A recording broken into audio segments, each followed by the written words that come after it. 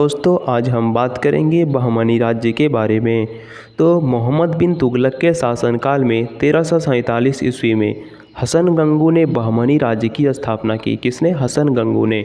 वह दोस्तों हसन गंगू अलाउद्दीन हसन बहमन शाह के नाम से सिंहासन पर बैठा। अलाउद्दीन हसन बहमन शाह के नाम से सिंहासन पर बैठा हसन गंगू।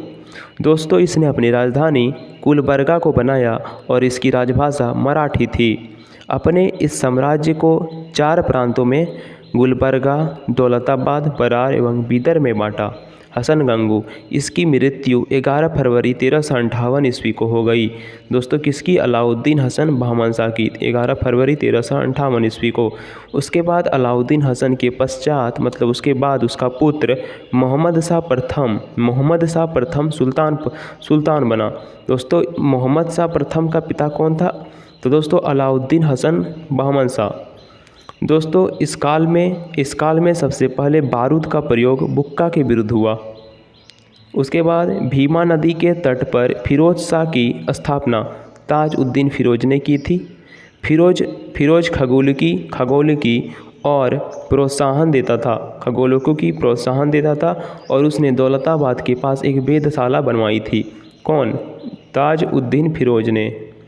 दोस्तों शिहाबुद्दीन अहमद प्रथम ने अपनी राजधानी गुलबर्गा से हटाकर बीदर स्थापित की और इसने बीदर का नया नाम मोहम्मदाबाद रखा।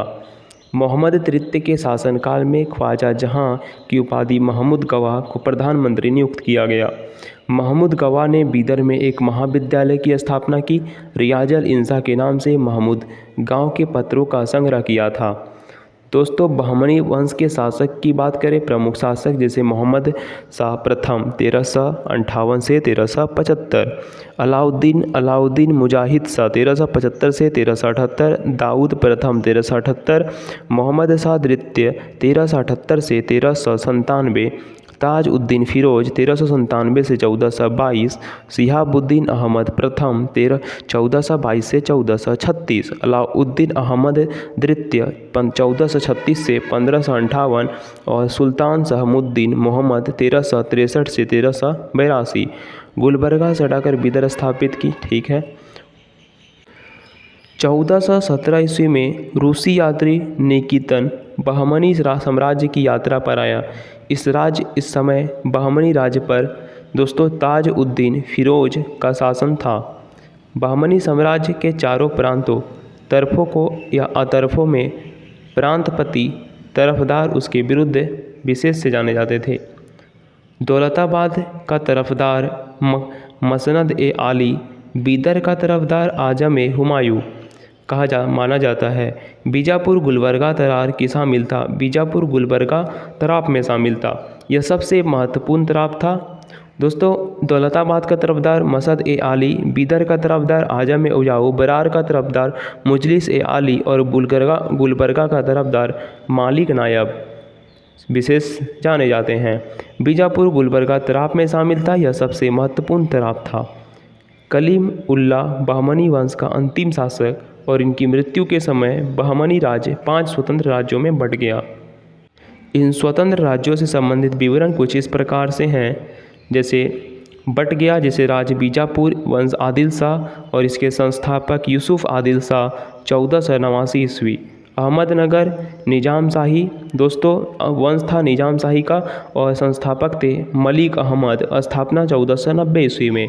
बरार की बात करें तो बरार वंश इमाद शाही वंश से संबंधित है बरार राज्य और फतेह उल्लाह इमामत संस्थापक हैं 1490 ईस्वी में स्थापना हुआ। गोलकुंडा दोस्तों गोलकुंडा राज्य इस कुतुब शाही वंश का शासक था और कुलकित कुतुब शाह इसके संस्थापक थे 1512 ईस्वी। स्थापना बीदर की स्थापना 1526 ईस्वी में और बीदर शाही वंश थे इसमें बीदर में और अमीर अली बरीद इसके संस्थापक थे। ये 4-5 राज्यों में बंट गया। दोस्तों मोहम्मद प्रथम के मंत्री सैफुद्दीन गौरी ने केंद्रीय शासन का कार्य कई विभागों में विभक्त किया और उसे 8 मंत्रियों को नियुक्त किया जो इस प्रकार हैं। 8 मंत्री। वकील ए सल्तनत दिल्ली के मलिक नायब के समान था। और उसके बाद वजील कुल सभी यात्रियों के कार्यों का निरीक्षण करता था। वजील कुल वकील को छोड़कर अमीर जुमला अर्थ विभाग का अध्यक्ष होता था। अमीर जुमला अर्थ विभाग का अध्यक्ष होता था।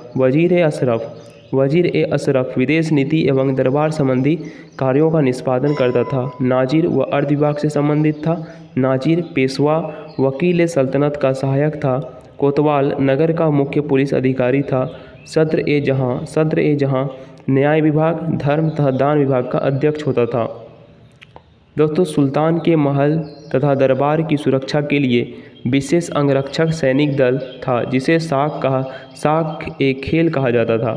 सुल्तान के महल तथा दरबार की सुरक्षा के लिए एक अंगरक्षक सैनिक दल था, जिसे साख ए खेल कहा जाता था। दोस्तों, यह 4 भागों में नौबत में विभाजित थे, जिसके मुख्य अधिकारी सर ए नौबत होते थे।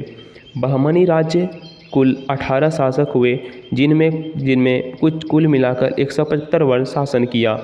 दोस्तों, बहमनी राज्य 175 वर्ष शासन किया, इसमें 18 शासक हुए। दोस्तों, आपको पता चल गया होगा बहमनी साम्राज्य के बारे में। आई होप ये वीडियो आपको पसंद आई होगी। आज का वीडियो यहीं पे एंड करते हैं। नेक्स्ट वीडियो में हम नेक्स्ट टॉपिक देखेंगे स्वतंत्र प्रांतीय राज्य। तो दोस्तों, कैसा लगा वीडियो आप कमेंट बॉक्स में बता सकते हैं। मिलते हैं अगले वीडियो में, तब तक के लिए धन्यवाद।